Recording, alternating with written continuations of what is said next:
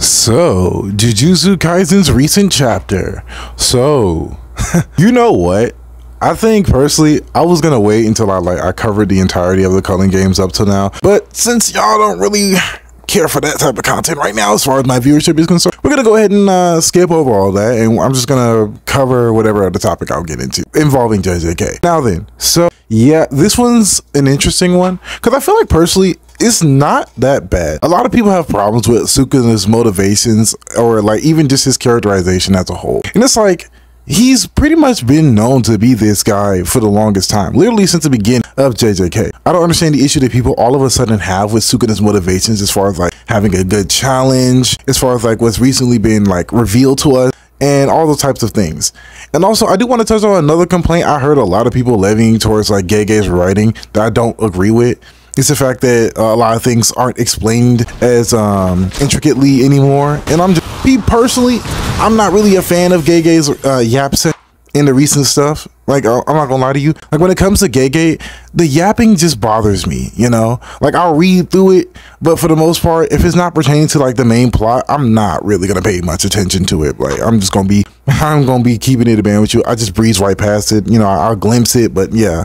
But it's just like, so for me, the escalation of things is not really a problem. If anything, it, you know, it's more digestible for me to actually read through on a regular basis when it comes to just overall appeal for me personally. But that's just me though. Maybe some of y'all like the exposition dumps, but personally, I'm just not a fan of it. But moving on, again, so that falls into play as far as like a lot of like people's critiques with like Yuji and how he just randomly has abilities nowadays and they're not explained. And again, for longtime readers of JJK, them not explaining certain things is a serious issue for them because, again, as someone who just recently caught up to the entirety of JJK as far as the manga and anime, it's very interesting to see that from that perspective than my prior perspective I had on it. Because again, these fans, they're used to the exposition and they are quite more or less a fan of it as far as like reading it, as far as like getting more information.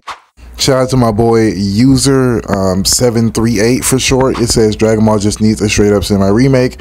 I mean, with the different shows and the movies, but working together somehow. Personally, I disagree. I think that for the most part, the modern continuity is the one I want to pay attention to. I don't think that going back in time and regressing is the way to progress the story.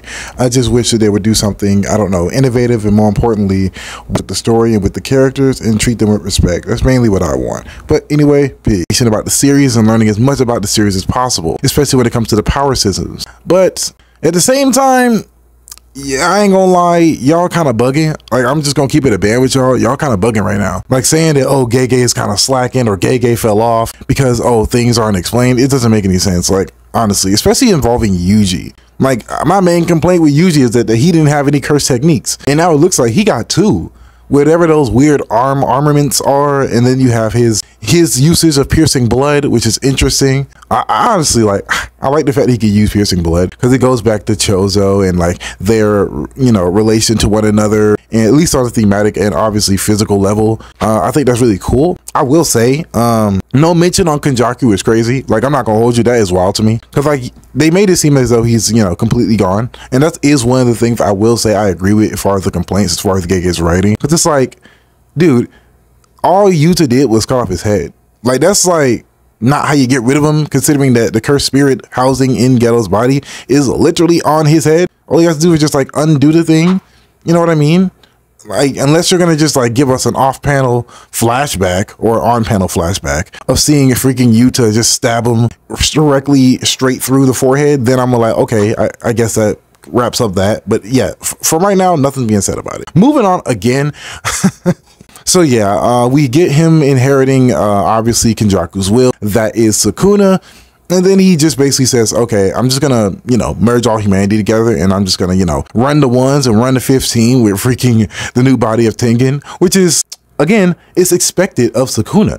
He is like basically a Saiyan in JJK. Like, that's what he likes to do. I don't get why anybody has a problem with it. I think it's perfectly fine. And also there was the final panel scenes of him and Rika clashing, and let's be honest here, bro, Rika's finna get annihilated. Like, I don't understand why people just try to do this. Like, people over here are always talking about some, oh, Rika's gonna clap him, Rika's gonna come back and Rika's gonna slam him now. It's up. He insulted Kotsu. He said he was gonna harm him, everyone he cares about, and I'm like, bro, Rika's getting washed. Like, egregiously washed, bro. Like, this is not even close. But hey, man, people gonna do their thing, bro. People gonna go crazy, man. Hey, man, I just don't know, bro. I just don't know. But other than that, I'm gonna see y'all later, bro. Y'all have fun. Let me know y'all thoughts on the recent chapter below. Peace.